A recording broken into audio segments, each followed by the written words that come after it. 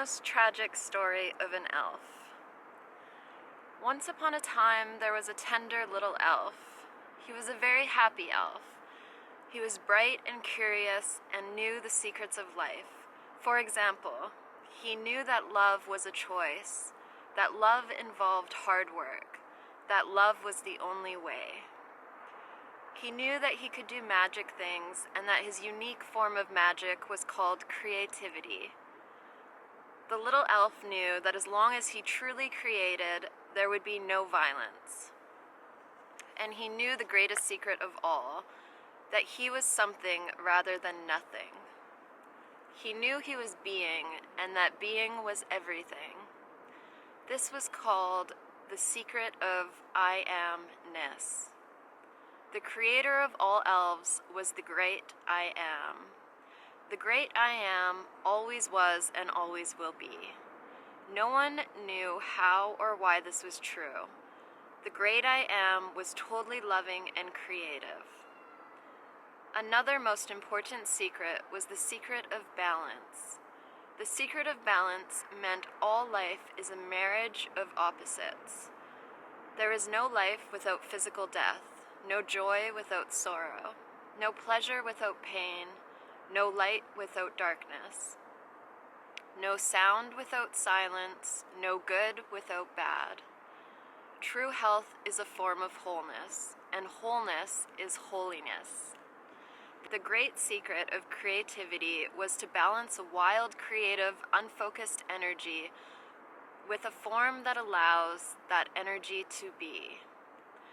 One day, our tender elf, whose name, by the way, was Joni, was given another secret. This secret scared him a little. The secret was that he had a mission he must do before he could create forever. He had to share his secrets with a ferocious tribe of non-elves. You see, elf life was so good and wonderful that the secret of that wonder needed to be shared with those who didn't know anything about the wonderment. Goodness always wants to share itself. Each elf was assigned to one family of the ferocious non-elf tribe. The non-elf tribe was called Snamu. The Snamu knew no secrets. They often squandered their beings.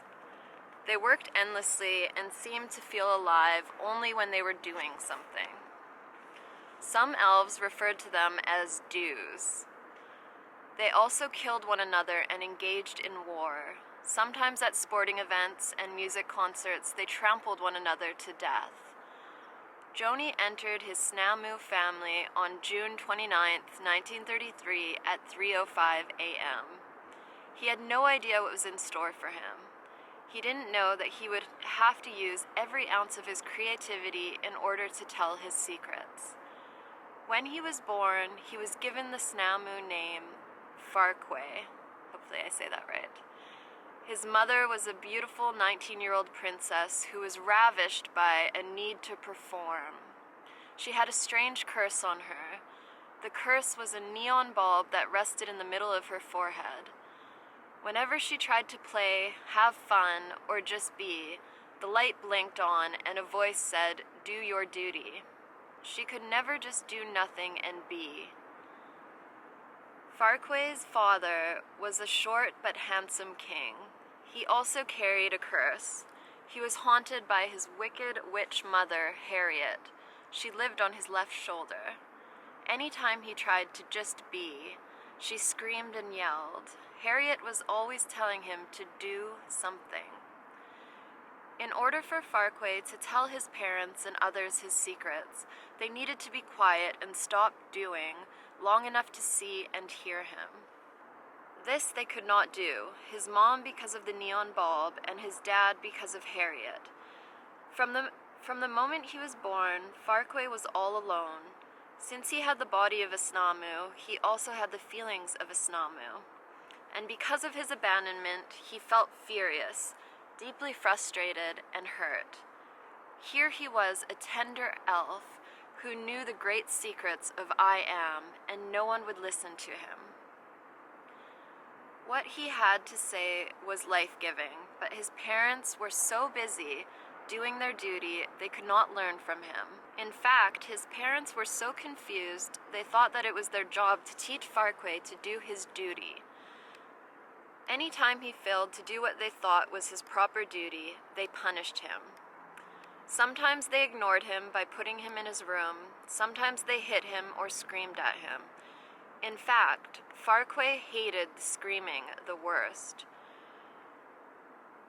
He could take the isolation and the hitting was over quickly, but the screaming and endless telling him about his duty went so deep that it even threatened his elf soul.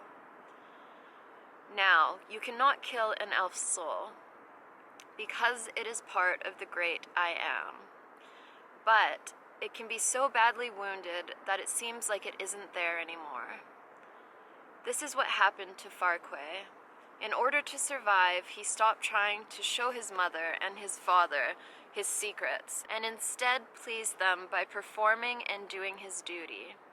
His mom and dad were very unhappy Snamus. Actually, most Snamus are unhappy unless they learn the secrets of the elves. Farquaad's dad was tormented by Harriet that he used all his energy to find a magic potion that took away all his feelings.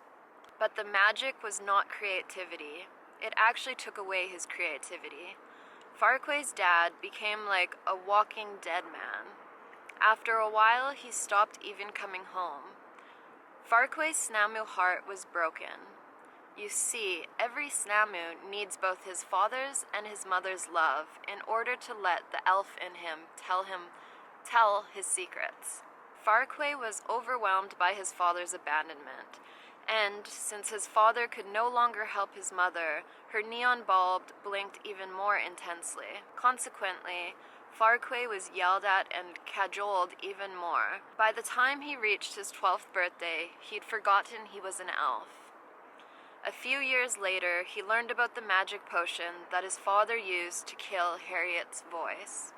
At 14, he started using it often. By his 30th year, he had to be carried away to a Snamu hospital. While in this hospital, he heard an inner voice urging him to wake up.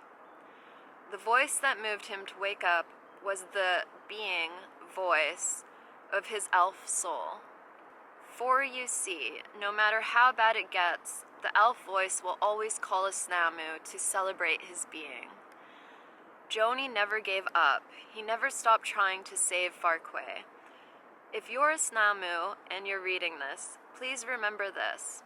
You have an elf soul in you that is always trying to call you to your being. When Farquaad was lying in the hospital, he finally heard Joni's voice. That made all the difference. And that is the beginning of another better story.